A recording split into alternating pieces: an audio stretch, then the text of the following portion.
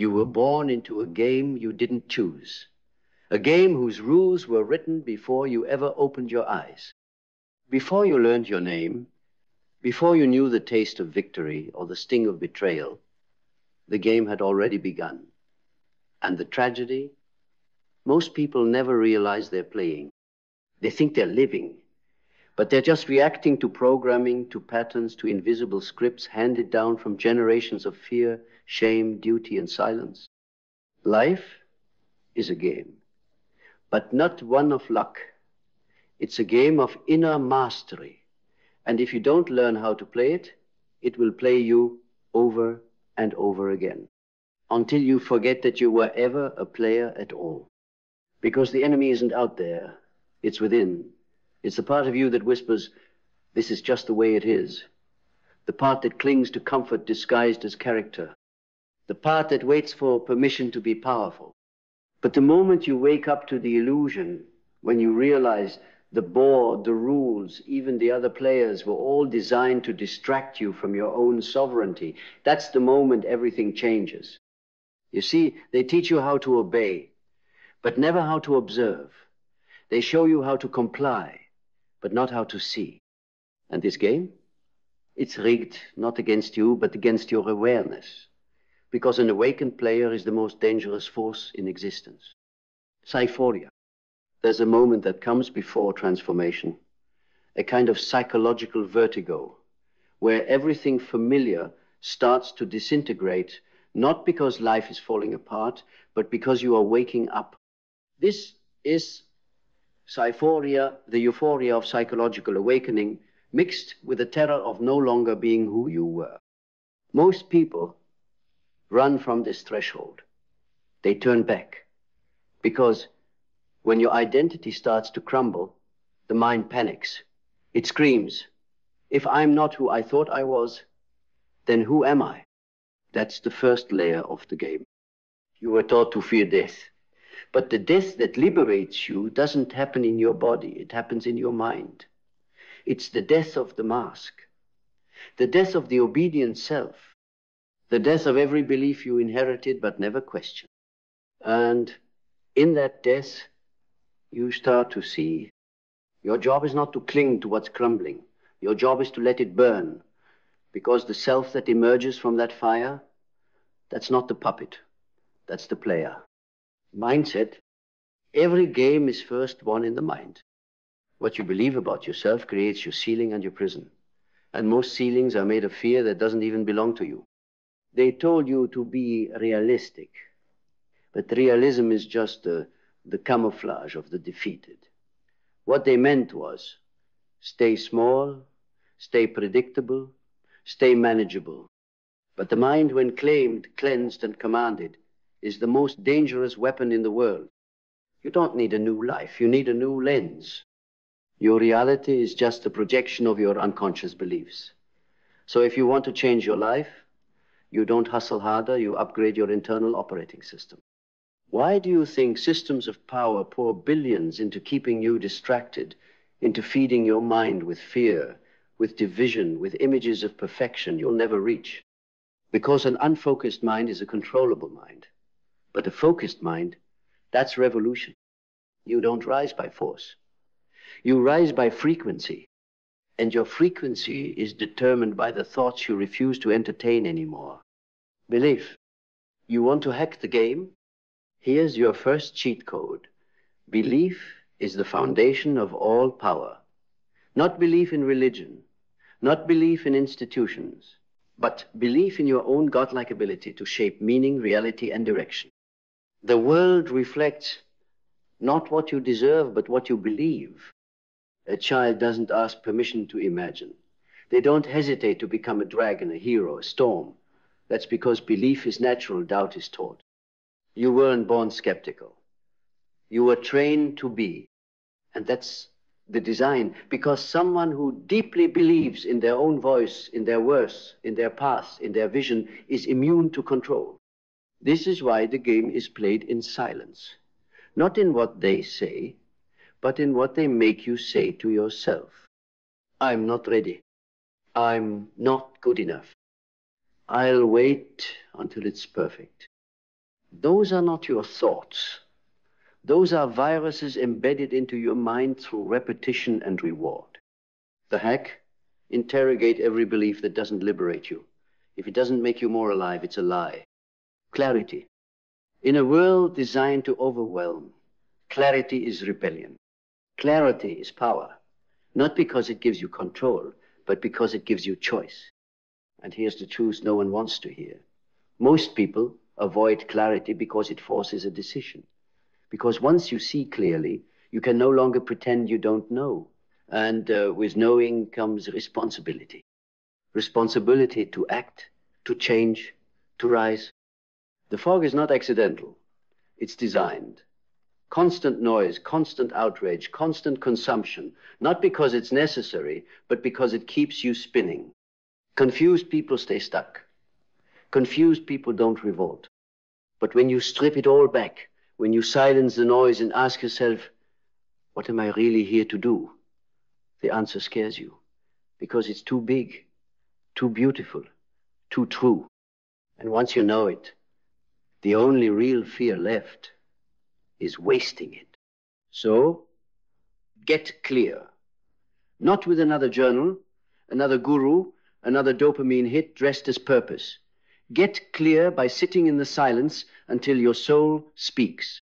And when it does, listen. Vision. Vision is not what you see with your eyes. It's what you refuse to stop seeing with your heart. Most people don't fail from lack of efforts. They fail from lack of vision. Because vision gives pain a purpose. It makes suffering sacred. It turns struggle into initiation. You will never rise higher than the vision you hold. Not the vision someone handed you. Not the one you copied from a podcast. The one that was coded into your soul before you were even born. And you'll know it's yours because it won't let you sleep. It will haunt you when you settle. It will whisper through your burnout. It will scream through your mediocrity. This is the vision the world is terrified of. Because when a man or woman walks with that kind of vision, they no longer ask for directions. They become the map. Discipline. You think the game is about passion? It's not. Passion burns. Discipline builds. Discipline is the architecture of the soul. It is the structure that holds the weight of greatness when motivation collapses. And it will collapse.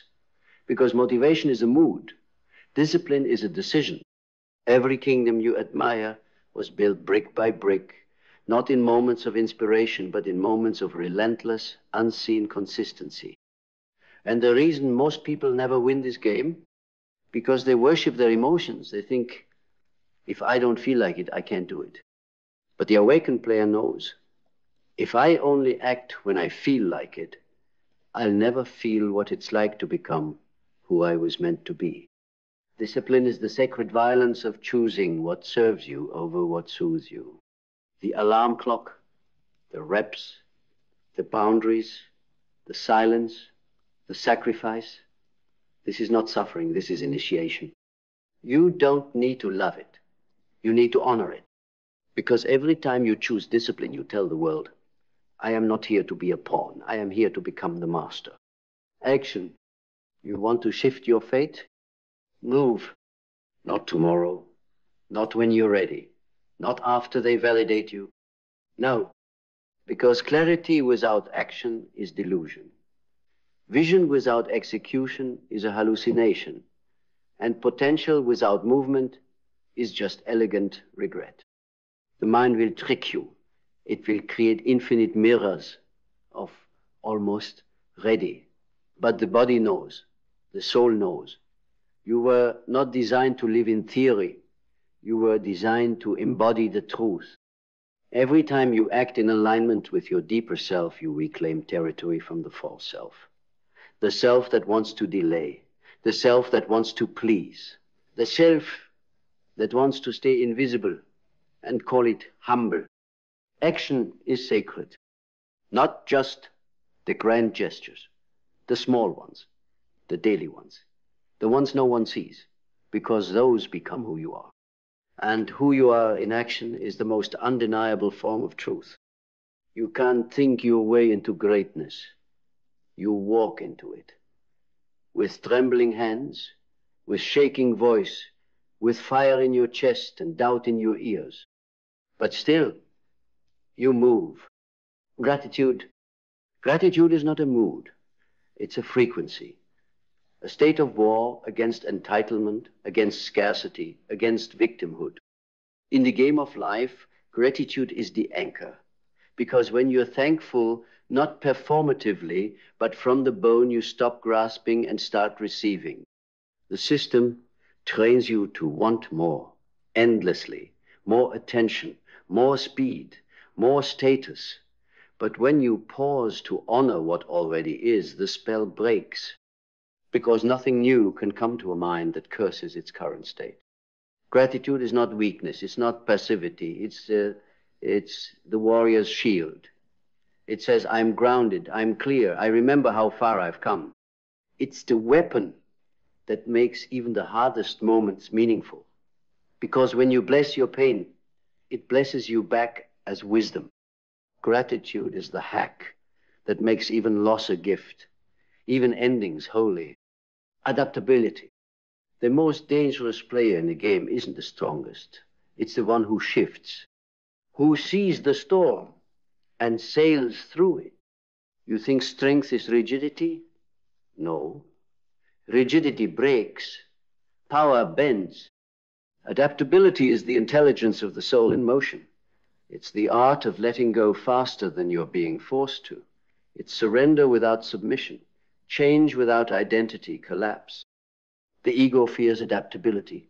It wants everything defined, fixed, secure. But the game has no pause button. And clinging to what no longer serves you is a form of spiritual decay. To evolve, you must adapt, not react. Reacting is reflex. Adapting is response. Strategic, conscious, aligned. You don't need the map to change. You need to become the compass. That's how you stay unshaken, not by resisting the world, but by becoming so fluid, so aware that no shift can ever knock you off your path. Resilience. There is no success without suffering, no strength without scars, no power without pressure. Resilience isn't bouncing back. It's rising differently. It's not that the pain didn't hit you, it's that it forged you. It rearranged your priorities. It purified your circle.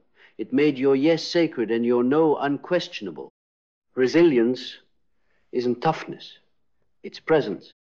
It's waking up in a life you didn't choose, but deciding today, again, relentlessly, to build the one you deserve. Because in this game, it's not about who gets hit the least. It's about who builds meaning from the hit. Resilience is not a trait you're born with. It's a muscle forged by heartbreak, refined by rejection, and carved by time. And the moment you stop resenting the pain is the moment you start using it. Learning. In the ancient game of becoming, the most dangerous illusion is thinking you know enough. The ego wants finality. The soul wants expansion. Learning is the ritual of those who've accepted they are both divine and unfinished. It's the art of dissolving so that you can reform over and over again. True learning is not memorization, it's mutation. It doesn't just add to you, it alters you. And the real learning, it doesn't happen in comfort, it happens in contradiction. In the books you disagree with, in the feedback that hurts, in the silence after failure, where your next identity is being forged. Learning is a sacred invitation to become new. And if you're not learning, you're not living, you're just repeating. Don't worship what you already know. Use it, sharpen it, challenge it. Because the game isn't to be the smartest in the room, it's to be the most evolved. Destiny, there is no fate, only frequency. Destiny is not written in the stars, it's etched into the choices you make when no one is watching.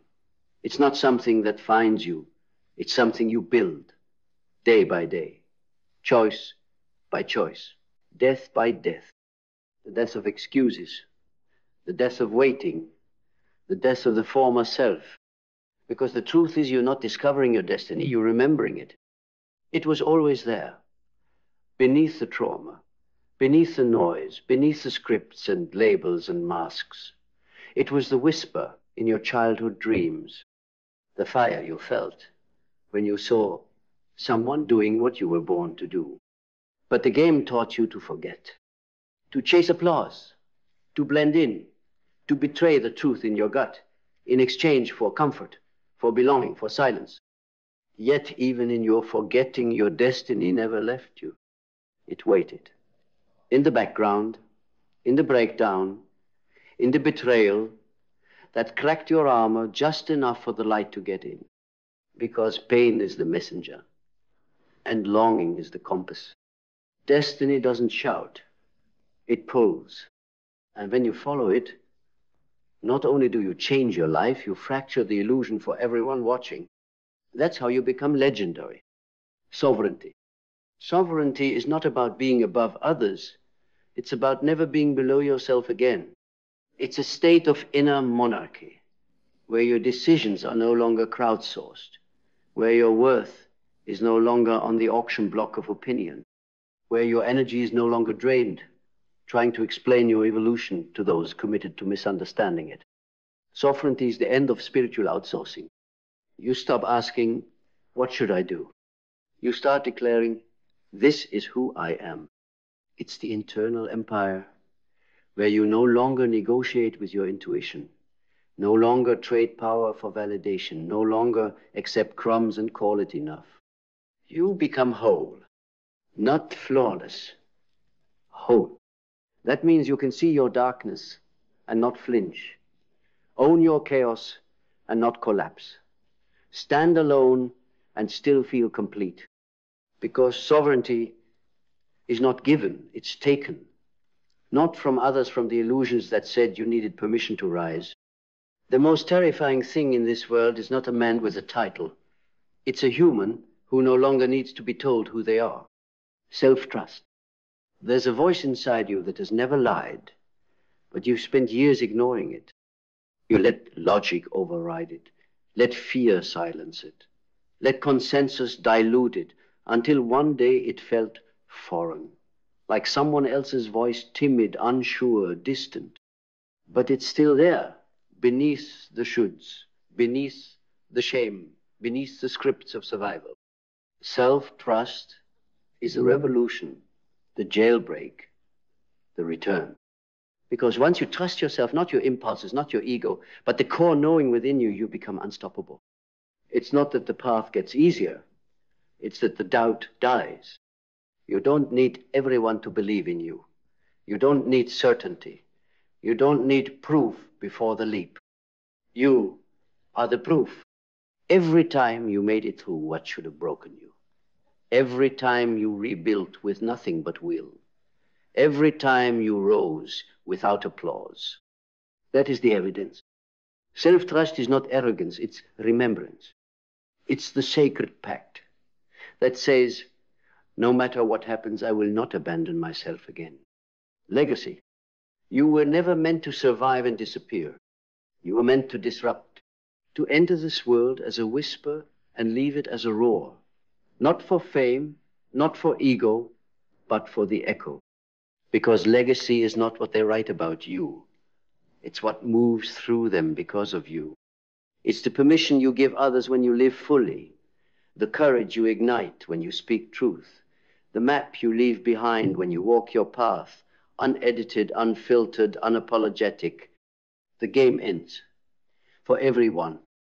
But most people don't realize they were playing until the final screen fades. Don't be that person. Don't wait for death to remember you were born to live. Legacy is the final hack, the ultimate code. Because when you live as if your breath matters, every moment becomes holy. You stop existing. You begin imprinting, not to be remembered, but to be felt. And that feeling, that ripple, that's how you win. Conclusion. So now you know. Life is a game, and it's rigged not against you, but for your awakening. You were born not to obey, but to see, Not to conform, but to create. Not to survive, but to remember who the hell you are. You are not a pawn. You are not a piece. You are the player. And every thought, every action, every breath is your move. So move, not like you're afraid, not like you're unsure. Move like a sovereign being who finally understands the game was never about winning. It was about waking up. And now that you're awake, play